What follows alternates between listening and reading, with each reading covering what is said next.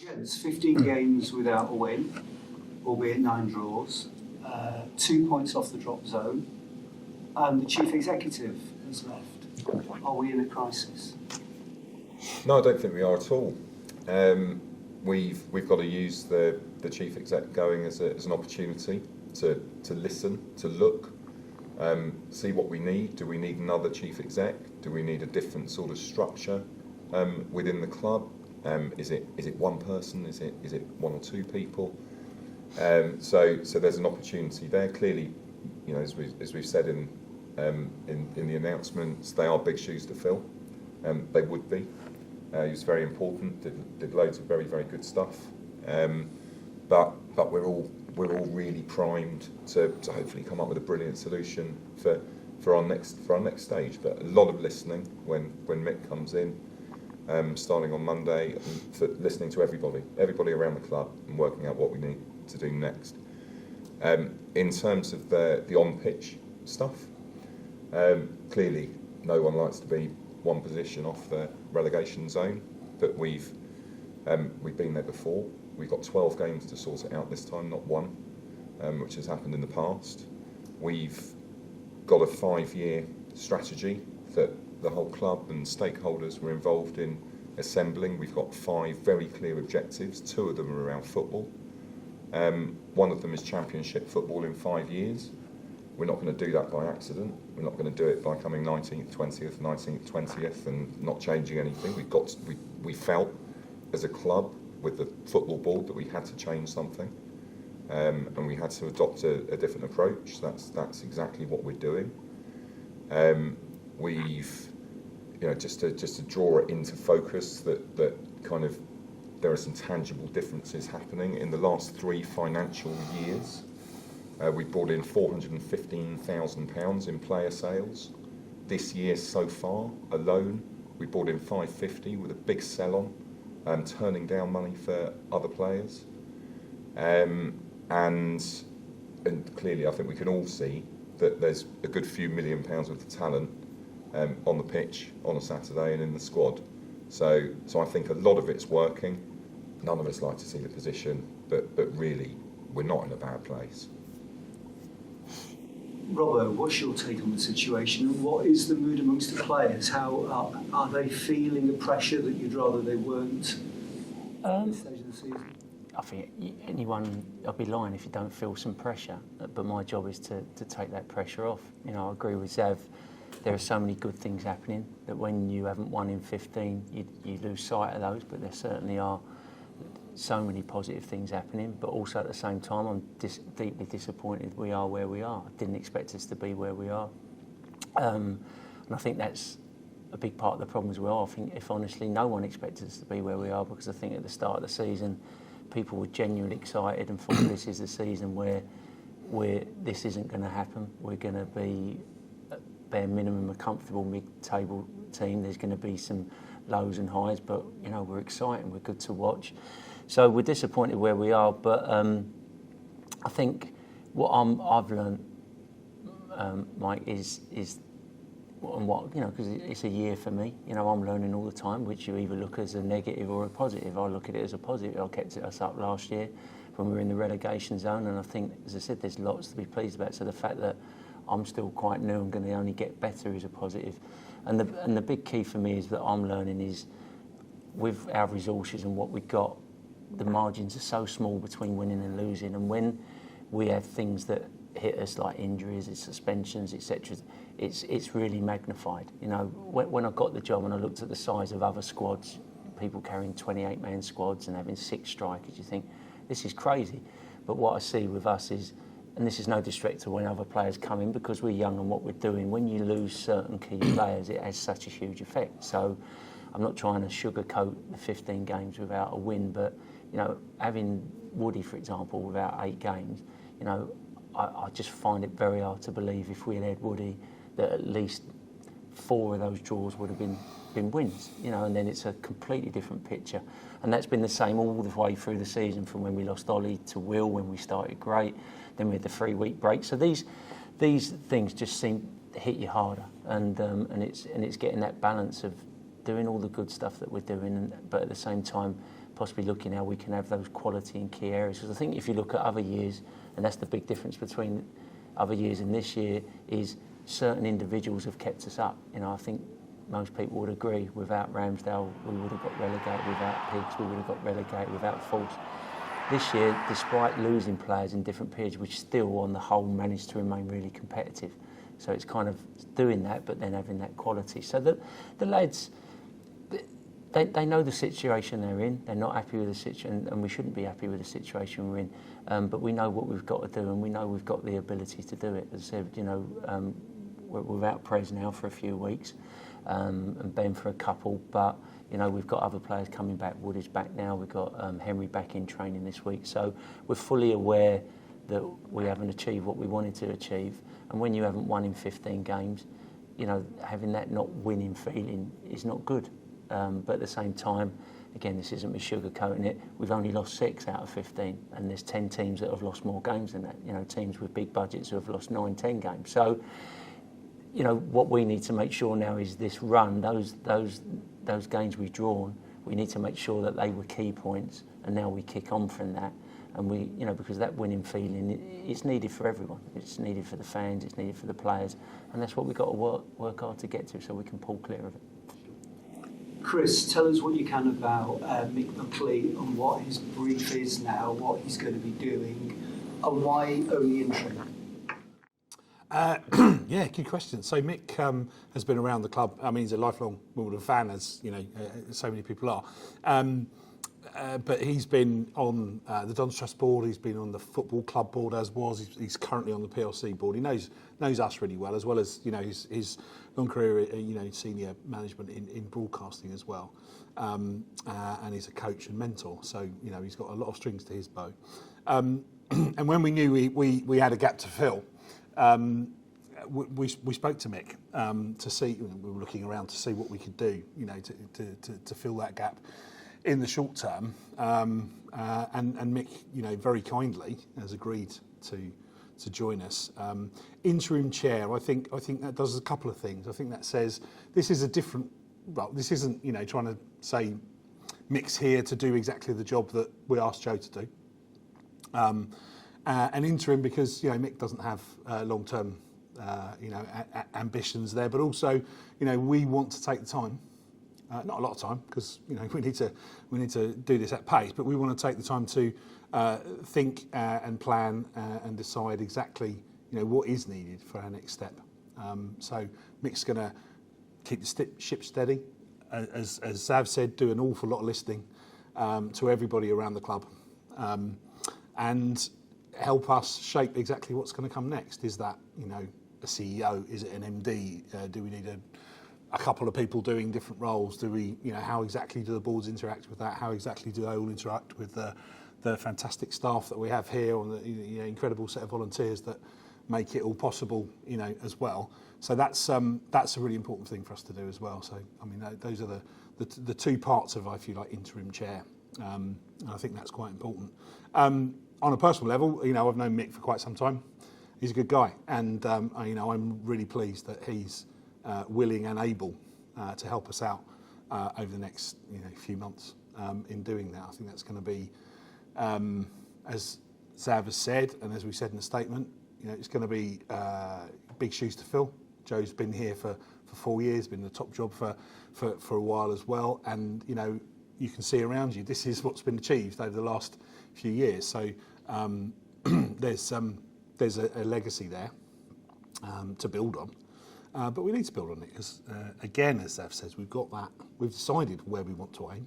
We've decided that we want to be looking at Championship football. We decided we want to be a club that's, you know, well known for developing our players, that you know, that is very deeply embedded in our community, etc. So we know where we want to go. We need to work out exactly how we're going to get there. The football strategy, which clearly is an investment in youth and helping youth develop. Is there any part of that you look at now and think we need to be a little bit more flexible, we need to tweak it a little bit, we need to just alter our thinking in some areas, or are you convinced that this is the strategy to stand by and is the future for the club? You're never going to get it 100% first time. When we, I mean, before my time back on the board, but when we agreed that that's how we were going to work things with the football panel, etc., and with the the concentration on youth. Certainly, nobody expected that would be perfect every time from the beginning, and there'll be learning to do from this season, as there's learning to do from all parts of our operation. What we've done at the stadium, what we've done on the Doncaster board. There's everybody should be learning all the time. So there's bound to be some learning. Exactly how that works out, I mean, Mark's going to have much more influence on that. Everyone will be very pleased to hear Mark's going to have much more influence on that than I am. But certainly we'll want to be looking at doing the learning that we need to do from that, as well as everything else we do. No, I was going to. That's the key. Whenever you have a new strategy, it's literally impossible to get everything right in the first year. But like I said, we pull clear of this, then all the things that Xav mentioned earlier, they're all massive pluses, and they are massive pluses within a year to have the side and have the assets that we've got, and hopefully get to the sort of decisions where we go, well, do we sell one or do we sell two? And that's never even been a conversation. So to have those conversations and be known as a club that develops players and have contacts with 11 Premier League clubs who want to loan players. So, I realise we're not where we want to be on the pitch at all, but all those things, once we pull clear, you go, well, we've made some massive strides forward in a really, really short time. And, and although we're not where we want to be on the pitch, I do have to maintain, I live locally myself. There's a lot of people that, aren't Wimbledon fans who come to the stadium and have come back. And I'm not sure that would have been the case in the past. So although the results haven't always been what we wanted, they're coming back because they are seeing something that they enjoy and they want to see again. And we have to grow the club. We need to grow the fan base. So as I said, we're determined to get right, but you're never going to get everything right in a year. But what is key is that you have honest reflections and that we all become aligned and we all know exactly what we're going to do. And that's the key thing for me, is that there's alignment throughout the club. We've got. I think we've got a situation where we'll have clubs, be it other chief execs or other managers, other sporting directors, genuinely scratching their heads at what we are achieving in so many ways. Right, we're coming out of the pandemic. We talked in finance updates about breaking even, and actually the chances are we're going to break even and some. Right, and that's fantastic. That's a massive cap off to so many people involved across the club, and as Kris says, on volunteers. But they'll also be scratching their heads on how we've transformed the playing side in terms of, okay, not results so far, but certainly in terms of the assets that we've got and the players that we're developing, that we've given a chance to, that we brought into first team football before they would have done. And we want to keep doing that. We've always had other clubs looking at us and thinking, how do they do that? And they'll be thinking that now. So, yeah, I think that puts us in a strong position. Can you tell us a little bit, Xav and Kris mainly, about Plough Lane Bond 2? If Plough Lane Bond 1 was a miracle, it just begs belief that you've gone and done it again, and are, I think, pretty close to the second target now of 3.3. Yeah, I mean, it's on about 2.6 today, which is absolutely fantastic, as you say, and it's it's the Wimbledon fans, it's the community as well that are investing. It's really, again, that's another one that people, and I know because I get contacted directly. I've been contacted this week from another club in the Football League wanting to do similar. I had a Belgian club that I was talking to earlier this week, just saying, how did you do it? So you've done that all by how? You've done that from your own fans, you've done that from the community. They don't get it. We keep on going with that. It's really important. We're creating, we had this big refinancing target of April. It was a hard deadline. It was a deadline that lots of people really worried about. It's a breeze. We're doing it again. We're going through. We're going to be successful at it. Will this leave us debt free? If we hit that 3.3 target, does that leave us without the need to have a bridging loan or a loan at an excessive rate of interest? There's still a few balls up in the air on that. We've still got the 2 million equity headroom. We've still got conversations ongoing with lenders, with the existing lender, with others. So the beauty is that we will have choices as to how we close off the refinancing. And I think any of us would have taken that a few months ago to be in that position. I joined the board, just before Christmas, and that was my concern coming in, if you like, is I know there's this hard deadline. How are we fixed for meeting it? And now I'm not concerned, and that's not because it's not a massive issue. It is a massive issue. It's because of what's been done since then, and just to think. You mentioned, it's the second go around, if you like. We've had in total over 8 million quid in cash in the bank from fans and others, as Xav says, in the community and elsewhere, who have lent money to us on an unsecured basis, to make sure that we can do the things that we need to do, and that is extraordinary. We just put ourselves in a position year on year where we're in more control. We want more control. Robbo wants to be in more control of when we sell players. Right? Are we in a stronger position today than we were a year ago? Yes, we are. Absolutely. Will we be in a stronger position in a year's time? Will we have more control over that? Absolutely. On the finances, will we be in more control of player budgets and other things than we are today? I believe we absolutely will be as well, because we're building a strong business. And there's so much to learn, there's so much to improve on. It's exciting.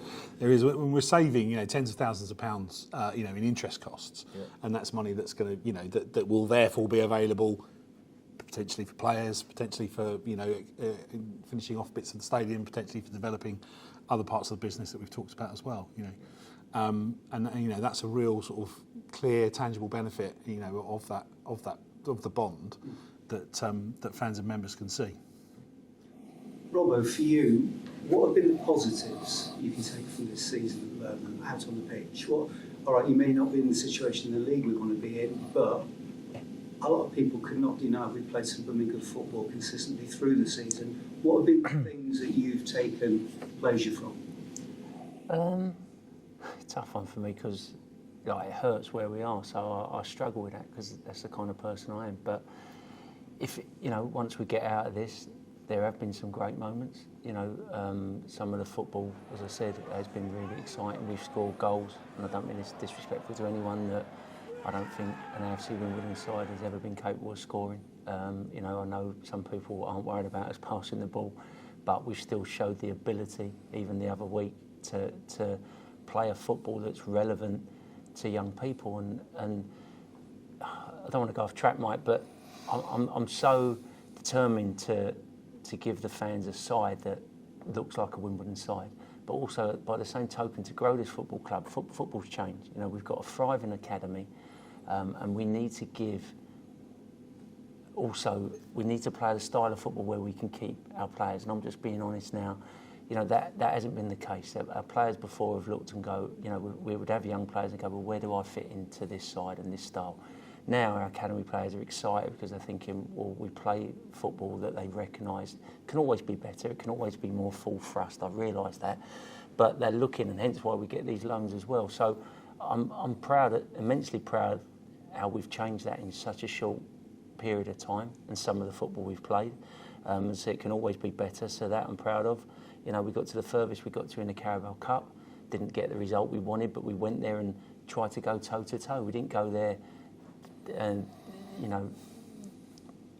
damage limitations. We went there and said, well, let's see how good we are. Let's go and have a go. Can we still play our style of football and have a go? And there were moments there where, it was where the stadium went quiet and we were playing football. So, and it's like anything, if you want to get to somewhere, I don't believe that you can go somewhere and just be safe. You've got to constantly be on the front foot. So I'm really pleased with that. I'm pleased with the attachment that the players are building with the fans, and sometimes it doesn't feel like that because the results haven't always gone like we wanted, but there's positives there again. And I have a clear vision of how I want to see. You've talked about all these things with what the fans have done with the bond and that, so there's no way we can be the same as everyone else, because it doesn't warrant that. The fans don't warrant that. So as well as the football side, I have to produce a side where players think differently, behave differently, and build an attachment that is worthy of our fans, if that makes sense. It has to be like that. Hence why I'm determined to take him out the bubble. Hence why the lads slept over with Xav on that night on concrete floors. And I know people aren't really interested in that because they go, well, I don't care, Robbo, give us more points on the board. But it's all part of the bigger picture. That just doesn't happen. You know, players going to sleep on concrete floors after a game doesn't happen. And it is all part of the bigger picture. Same as, you know, Woody travelling with the fans to Charlton. I said, look, you're going to do it. And he was a bit, oh, but Robbo, we haven't won in a while. Go and do it.